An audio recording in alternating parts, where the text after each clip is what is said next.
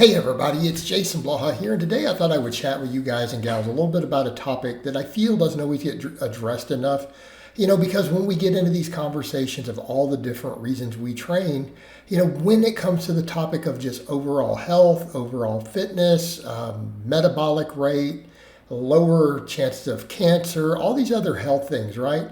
We do need to remember that the lower body is the most important. Now, that being said, I am by no means telling anybody to skip their upper body. I'm not telling you to skip your curls. I'm not telling you to skip your rear delts. I actually am of the opinion that we should generally be training everything. Again, case in point, you see me doing rep work right here with 315 on the pause bench. I am definitely about training upper body.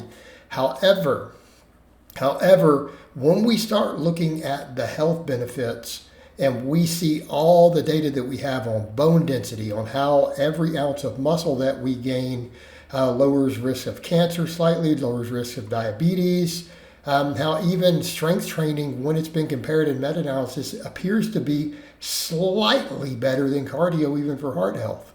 Not saying we shouldn't do cardio.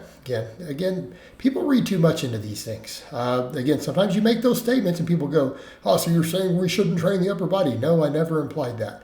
Oh, you're saying we shouldn't do cardio? Nope, didn't even imply that, right? Didn't imply that. That's on par with me saying, hey, $1 is worth more than 80 cents is. And then someone saying, oh, so you're saying 80 cents is worthless? Nope, never said that. Right? So again, it's purely a quantitative measurement, okay? Nothing more.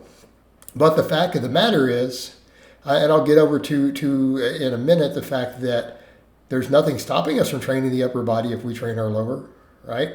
There's still additional benefits. Same thing with cardio. Yes, strength training and weightlifting does more for heart health, but cardio still helps. And you know what? You can still weightlift and do cardio. There's literally nothing stopping you from doing it. Okay? So these are not either or situations. But the problem is when people say something like, well, I really care about health, or I care about heart health, or I care about cancer, and then they skip the most important stuff. Like they'll neglect the things that matter the most. Okay, that's why we need to address this, because people will step over dollars to pick up dimes, as the expression goes. And it's not quite that extreme in this case, but there is a measurable difference. So why the lower body? People say, well, why does that matter? Because your legs are bigger than your upper body. Like if you look at studies that have been done, the quads, just the quadriceps alone, right? The front part of your thigh, that's not counting the hamstrings, the adductors, the glutes, the calves, none of that other stuff. Your quads are over twice the size of every single possible muscle in your upper body. They're over twice the size of your lats. They're over twice the size of your pecs. All right? A lot of these muscles that people think of big muscles, your quads are more than double their size. Now people go, well, how come the upper body sometimes looks bigger? Because there's way more bone and skeleton. Okay? There's way more bone and skeleton. That's why. Look at your arms compared to the size of your thighs. Now, that's just a single bone running through. Right? Your torso, a whole big chunk of that is your whole skeleton. It's your rib cage. It's all your organs, right? That's actually a relatively thin layer of muscle around it. Whereas in your legs, that is a much thicker slab of muscle, way above the bone, inches and inches above the bone. Okay? Especially if you lift like I do, there's probably 5 inches of meat before you even get to the bone just on the front. You're not going to find that on the upper body, right? 5-6 inches of meat deep, not going to happen. So it's the fact that there's more muscle there. And that's just the quads. What about the glutes? The glutes, every single muscle of the lower body is bigger than all the muscles of the upper body. Your calves have more muscle than your pecs or your lats. Just your calves. And the glutes are massive too. Quads and glutes are the two biggest. Okay? The quads and glutes are almost by themselves carry as much muscle, if not more, than your entire upper half of your body does. If you were to dissect it all out, weigh it out on a scale, you'd be surprised. It's a lot. So if we're looking at muscle mass being protective against cancer, against diabetes, all these things, and we know that it is, and also glucose disposal, right? Your glucose dump, sugar dump.